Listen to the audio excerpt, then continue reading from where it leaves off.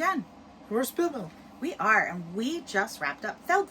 Woo! So it's very exciting, actually. Yeah, it was very exciting. So we do a monthly challenge, month being very loosely interpreted, and based on the fact that I have a crazy work schedule and Jane has chronic illness. So we started in June and we finished in July. We actually did finish in about 4 weeks. So, but we played all the stuff on FELD games that we own, and we own 17 of them. Yeah. We played each one at least twice. Yeah. So. Well, that's kind of true. That's true. We did play, I believe we played Hamburg 3 times, and we only played Revolution 1828 once. Yeah, we played Notre Dame 3 times too, of course. We played Notre Dame 3 times. So we're going to talk about stuff on FELD and the games that we played. So first we thought we'd do a quick top 5, like what are our favorite FELDs, and then maybe do a little like biggest surprise, biggest disappointment. Yep, sounds good. And go from there. So let's start with number 5. What was your number 5? Well, you forgot the most important thing. What?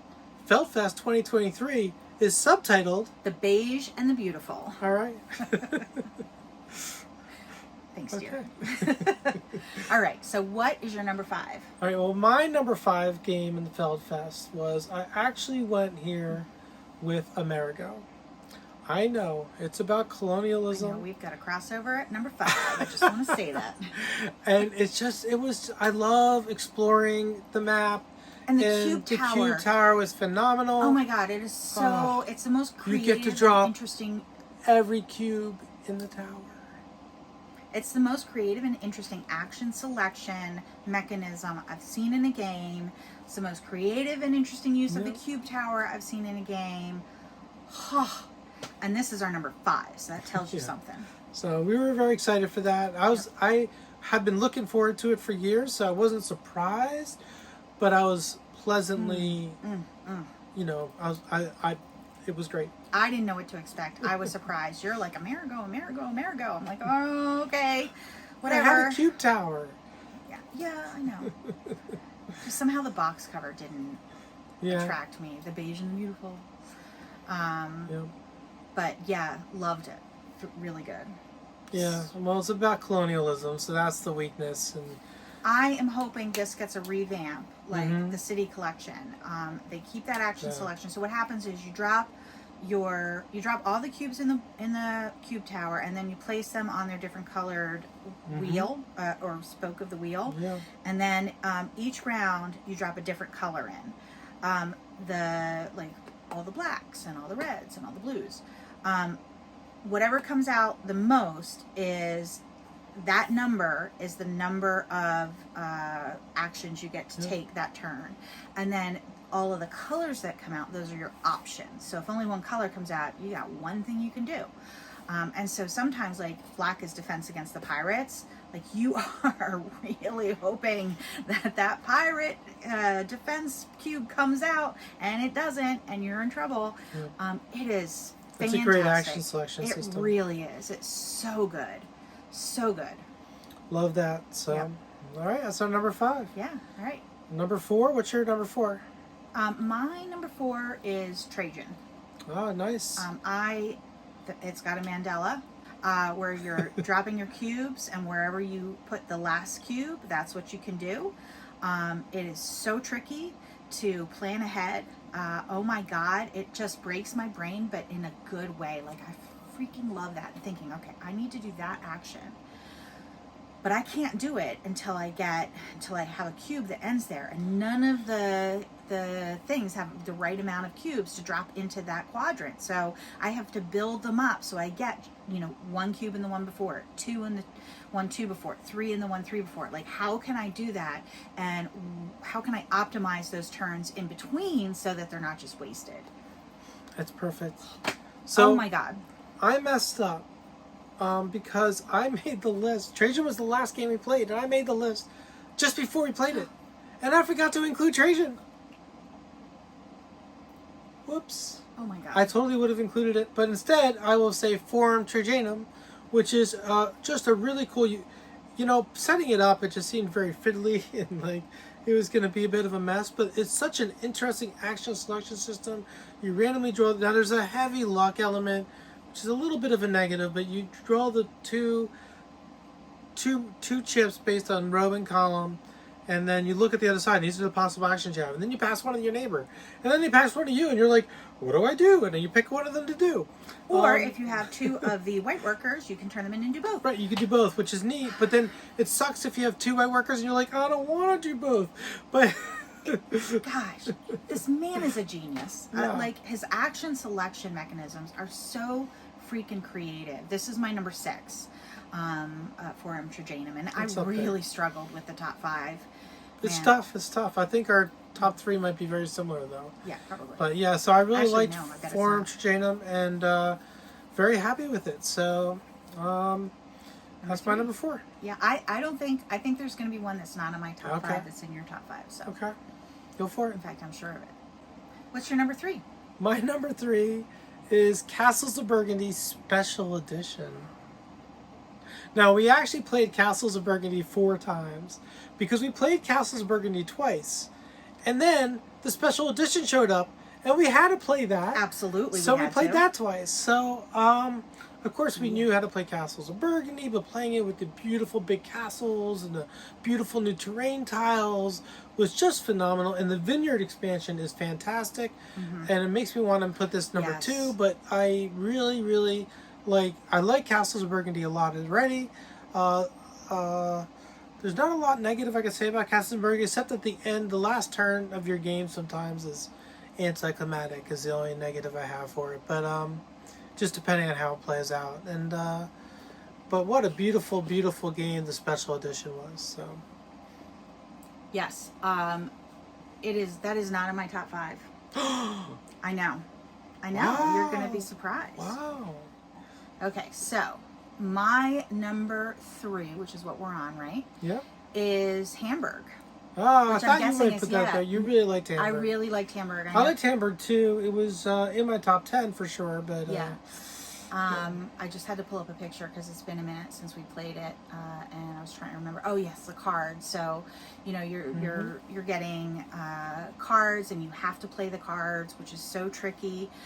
Trying to get them out of your hand in time before the game ends, and of course, it's another game where it's not quite a sandbox because you can't just do whatever you want. You have to kind of make sure you do everything, but there's just all these different things happening on the board, and you need to be paying attention to all of them. And so, you know, you're building a little bit of an engine with your cards, so it could be that every time you do X you get another pink meeple, which you need for this, and you can kind of really optimize that bottom row of cards to play on one particular strength. And I just really enjoyed that puzzle so much. I really loved Hamburg. Yes. Really good. So that's why it's my number 3. All right. Well, my number 2 is another game where it has a cool little mechanism thing. I really liked it. It has this action wheel, and it's called Amsterdam.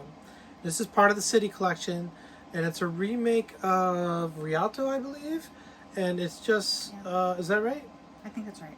I don't know. Anyway, I confused some of what the original games were. Anyway, what a great game. Love the action wheel mechanism. It's pretty cool. When you're drafting cubes, oh God, yes. If you draft 4 cubes, it goes into the 4 position. If you draft 3, it goes to the 3 position. But it's really tricky because you don't want to have... so then you turn the wheel, and then whatever it turns to, those are the cubes you get for that round, that are your action cubes. But if you get none, you're in trouble. Not only do you not get to do a bunch of actions, you get kind of punished for it. So you have to make sure you have some. And, it's just so tricky. You're trying to maximize your actions, but at the same time, make sure there's actions every round. So very tricky and so very fun. And that's Amsterdam from Stefan FELD. It's Macau. Macau was the original. Yeah, I'd forgotten about the action selection. God, what a genius this man is. Freaking love his action selection mechanisms. The wheel in this is brilliant and beautiful. And they're clever, and they're fun. They're fun.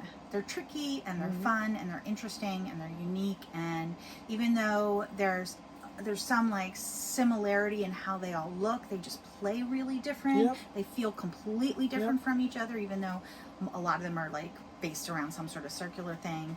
They're just really unique, and I think He likes circles. Yeah, he does. I loved this. This was the first game we played from the City Collection, and I thought, wow, I think this is incredible. I think we played the best first, and it's not even in my top 5. So, but I do really love it. Okay. What's your number 2 then? Bonfire. Bonfire. All right. Yeah. I definitely think I like this one more than you. There's a circle in this one too, now that I think about it. Yeah, this one, I don't know. I think I need to play it more. I need to play it more to see where it falls eventually. I really liked it. This one felt... Thematically, it's great. Yeah, thematically, it's great. It felt different from a lot of his other games for me, for some reason. And I loved it. Again, there's an action selection thing where you've got these pieces and that have 3 different color action tiles on them, and you lay them out, and if they touch another tile of the same color, then you get like everything that's in that zone. Yep. So if you connect one yellow, if you lay down a tile that has, let's say, a blue, a red, and a yellow, and that yellow is touching a 3 yellow space, you get 4 yellow action selection things. So you really have to maximize. That is its own puzzle right there, is figuring out how to maximize, because you want to build these bigger areas, and then that could determine, you know, what some of your game strategy is. Like, you've got a bunch of ships. Okay, well, I'm either going to use those as wilds and cut the number that I have in half, or I'm going to figure out a way to do something in the ship area that you know, advances my game. And I just really love that puzzle. It's a neat game. Yeah, I just had a little bit thing where maybe I didn't figure it out. Maybe I didn't quite figure it out. But I liked it. I liked it. Not every game, did you? Probably not every game, but okay. Some of them. Me winning some games is a big deal. How dare you? Yeah, and I mean, I didn't even scratch the surface on some of the neat mechanisms in this. There's way more to it than that. I really it's a neat game. Freaking love this game. All right, well, number 1 I think is going to be a crossover, and I don't think it's going to be a surprise, especially if you watched our mid-year challenge video that we did. Yep. And for me, it is Marrakesh. For me, it is Marrakesh as well. All right, yay! So this is such an amazing game. Again, it has a cube tower. Who doesn't love a cube tower? You drop the cylindrical hexagon cylinders in. I don't know what you call Keshi, it. they're called in the game. Yeah. You drop them into the tower, and then based on what comes out, you put them in drafting positions. Now, the only negative I had with the game was that in a 2-player game, you're dropping significantly less of those hexes into the tower, and therefore in most cases, most of them came out, and not as many get stuck, but also you just didn't have as many duplicates. And I know that in a 3 or 4-player game, you're going to have more duplicates, which makes the drafting much more interesting. Yeah. So. Yeah, and what we were saying in that other video too is we were thinking we could probably jury rig a sort of dummy. I have an idea player for drop. Of course you do. She's good at this. And a lot of times you find these things on BGG too, because it's usually pretty common if there's something that isn't optimized for 2 players. People think about, well, how can we make this better for 2 players? And I think that's really the only negative about the game. It's so much fun. Oh my god. Yeah, it's good. So you're drafting those Keshi, and that determines what you can do, and you're kind of trying to build an engine on some of the areas as well, build up your end game scoring. Oh my god, people, we totally messed up. We left the air conditioner running. Oh my gosh. I know. It's like 90 degrees here today, which is cool compared to the rest of the country, but unfortunately the mic would have picked that up. We apologize for the sound. But we don't want to re-record because that'd be a lot of work. So let's just pick up where we left off there. We just kind of cut it short there for a sec and fix the air conditioner. So bear with us as we finish talking about Marrakesh. Yes. I don't know where we were. Oh, I'm sorry. That's all right. I mean, I think I said what I wanted to say. I love the game. Okay. It's beautiful. It's a challenging puzzle. Great action selection mechanism. Another great action selection mechanism. No circle involved this time, though. No circle. But, yeah, and I'm sorry for not re-recording it, but with my health, I can only take the windows I get for recording. So we're just going to keep going. So, with that all said, we thought we'd do. So we called it, it's the Beige and the Beautiful FeldFest 2023. Yep. And we want to know, what is the most beautiful of them all? What did you have as your most beautiful? I went with Marrakesh. Okay. I was wondering if I should. The player board's just so gorgeous. It is. I went with Luna. Oh, Luna's beautiful too. Especially with the playmat. The playmat is absolutely gorgeous, and you've got these 3-dimensional islands that have. We have the deluxe version that TMG put out just before they went out of business, and it's beautiful. Oh my god, it's so pretty. Totally worth the wait. Yeah, so that was my choice. Luna. What about the Beiges? I bet we have a crossover on this. Well, that's easy. Carpe the ugliest Diem. game ever. Carpe Diem. My God, that game is hideous. It's so ugly, and it's so hard to distinguish the different, terrain types or garden types. Hire a graphic designer, please. Somebody remake this game. Come on. I know there's a newer version than the one we have, but I've seen pictures of that, and it doesn't seem that much better. I really just hope somebody redoes the whole thing and comes out with a nice deluxeified version, and we would totally buy that because we love the game. This game would be impossible if you're colorblind. Yeah, it'd be. It was bad. Yeah. It was bad. We have the first version. It was like a light green and a dark green backs on tile. The backs. Yeah, we wrote. We had to write on them. We wrote on the dark green ones, I think, so that we would distinguish. Because it was impossible to tell. Mm-hmm. But it's a fantastic game. Yeah, it's a great game. So don't let that disparage the game. It's just, it is hideous, and I think that's well acknowledged. Yes. So. All right. Most surprising. Well, I went with, and if you watched our, this may not be surprising if you watched our mid-year video, but I went with Forum Trajanum. Because when we set that up, I was thinking to myself, this looks fiddly. I don't think I'm going to like this. I liked it a lot. Can confirm. She did. I was not put off by it. So my biggest surprise was Amerigo. Again, I know you were super hyped on it. You were put off by the art, which makes sense. Yeah, just the cover of it. Yeah. It just didn't.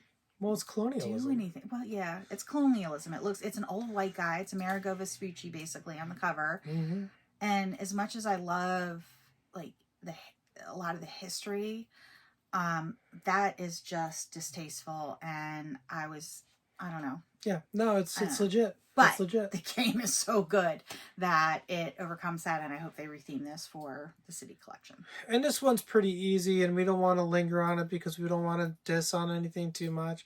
But most disappointing, I think, for both of us was New York City. And just, you know what it is for us, we're not big area control fans as a mechanism, and that's 90% of what this game is. So it just kind of killed it right there. It's not even my lowest ranked FELD, but it was the most disappointing because I just had such high hopes for all of the, after having played all of the other City Collection games, and so many other Stefan Feld games.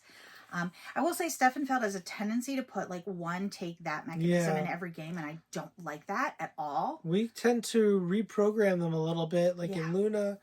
We just, you're supposed to kick each other out of the temple. And we actually do the scoring part, but we don't do the kicking out part. It doesn't... It seems unnecessary. It's not fun for us to do that. It ruins the game entirely. And so rather than just saying, I hate this game, we just don't do that one thing. We just made a slight change. And it was fun. Yeah, it was fun. We really liked Luna. Luna was my number 7. No, 7. Notre Dame was my number 6. Yeah. Luna was my number 7. Well, so let's go through the rest of our list. Okay. So my number 5 was Amerigo. We can skip the ones that we already talked about. So Notre Dame was my number 6. Okay. We've played Notre Dame 86 times. So we like Notre Dame. We do. I love this game. And it's just really fun. And replayability is obviously off the charts. Yeah. We're going to do our last video today also for the top 100. We did our top 100, and Notre Dame was really high on my top 100. The next time it won't be. There's a bunch of other games from him that have jumped in front of it. Yeah, Feld's gonna have a lot of presence. Yeah, but I do love this game. It's quick. We knock it out in 20 minutes. We can play 3 games in an hour or so, and we play 3 games every time because we go through the whole card deck. I really love this game. There's always a puzzle to solve, and there's so many different ways it can go. There's no formula. There's just enough luck in how the cards come out, the two different sets of cards, that it changes the game every time. Yeah, and it's got card drafting, which we love. Yeah, so. we do. So, yeah. So that's your number, what? That was my number 6. What was your number 7? Well, my number 6 was Forum Trajanum. My number 7 was Amsterdam. Okay, which we talked about. Okay. My 7 was Luna. Okay. Which you briefly mentioned, but just to say a little bit more about it, it's beautiful, but it's such a good game. It's, again, got an interesting action selection system where you're putting your meeples on the different islands, and that determines what actions you can do, and then they go swimming, and they can come out of the water. It is. It's really good. It's lower on my list, but I think I don't know, like the whole... There's a chunk of them, and I'll tell you when we get out of that chunk, but there's a chunk of them that's really hard for me to order. Yeah. That I think the top like 3 or 5 are set, are pretty solid. It gets tougher. Yeah. Then there's like a middle chunk that's really hard for me. They can kind of go depending on my mood, and then there's a bottom chunk. But yeah, so that was your number what? 7. So 7. What was your number 8? Carpe Diem. Carpe Diem. Okay, that's further down for me, but I really enjoyed it. I think if it were prettier, it might be higher up. Yep, it might be. I think aesthetics count. Aesthetics matter. I mean, I want to play a pretty game. Okay, number 9.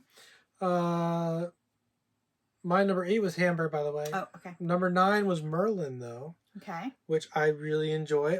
And this was the first of the prettier Felds, I think. And it's I like the theme. The gameplay is fun, and we got the expansion out a little bit, and that was fun too. Yeah, it's it improved it a bit. It was high on my top 100, and then we played it the first time without the expansions and this Feld Fest, and I was like, it's not as good as I remember. We added the expansions, and that helped a lot. Yeah. And I think it's still really good. I think it's just there are so many other Felds that jumped in front of it. When I think about it in terms of its relationship to other Felds, it's not nearly as high. Probably when you put it to other games, it's pretty high. But my number 9 is Castles of Burgundy. Why is it number 9? 9 seems really low for Castles of Burgundy. It's higher on Board Game Geek. Well, not really. It's 17. But you get the idea. But that's how good the other games are. There's a lot of good games. What's your number 10? Notre Dame.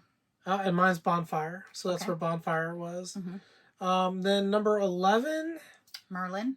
I had Castles of Tuscany. Okay. Which is actually maybe a little high for it. I think that Castles of Tuscany is, it's fun. It's not as good as Burgundy, obviously. It's a lighter version. I don't know what you could possibly have below this. Well, I had Carpe Diem below it for some silly reason. I think Carpe Diem is probably better, so... Then Castles of Tuscany?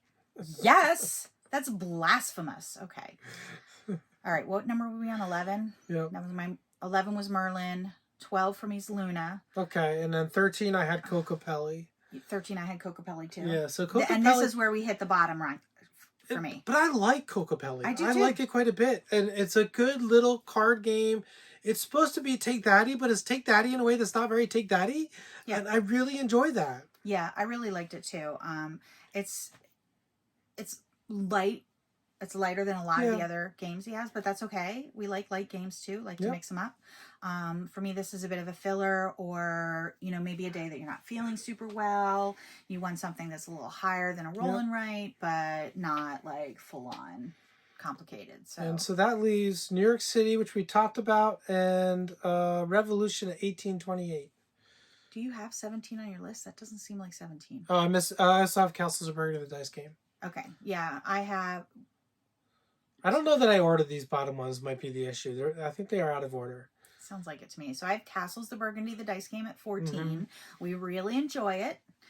It's a great roll and write. When Jane was very sick and not able to sit at a table, we played a lot of this. And it definitely gives you a good... Yeah, I didn't order these bottom ones because Castles of Tuscany wouldn't be that high.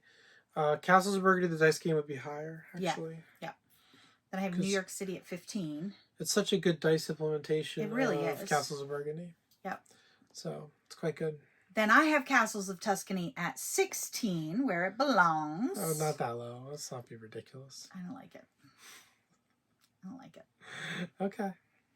And then Revolution of 1828. Yeah, I actually don't dislike Revolution 1820. It's just not a game for us. It's very one player on player, dually aggressive, and we don't like that. It doesn't work for us too well. It was not fun at all for us. So it's not a bad game. It's just not fine. a nice game. It's fine. Again, don't want to yuck your yum. But he's not known for his little two-player, dual games. Like, yeah. It's not what he's known for, so. And same for all of these. Castles of Tuscany, New York City. Those are all fine games. They just weren't our cup of tea. They weren't enough for us, or there was a mechanism we really didn't like, or it was just too take-thatty, or, you know what was really fun? What? Playing through all the FELD games. Yeah, it was. It was really fun. It was really fun. I enjoyed that. I really felt like we got to know the designer again. Like you said at one point, well, there it is. There's the take that mechanism that's got to be in every game, and he does. There's one little thing in every game. It does seem like he's addicted to it, but stop it. Yeah, it's not necessary. We take him out. At least make an alternate rule, because that was why Loon is so low for me. Is I felt that the some of the complexity and interestingness of the game was lost when you change that mechanism in the middle. I think it could be it could have been done in a way that was still like puzzly and interesting and challenging without hurting other players so much. That's fair. Well, everyone, that's FeldFest 2023. FeldFest, woo! How very exciting. So, do your own FeldFest. I know a lot of people do Felduary in February, so that's something you can do. But it's really fun to play through your Felds. And let us know what you think. What's your favorite Feld? What Felds do you not like? What Felds do you think we are wrong on? Give it to us. Yeah, and so we're in the middle of Lacertival right now. And then we've got Uwe Palooza coming up in August as well. Hopefully we'll get to it in August. So, so come back later for those videos. And remember, every day that you game is a holiday. Bye, everyone. Bye. FeldFest 2023, we're gonna come and make it free. FeldFest, FeldFest, FeldFest, FeldFest.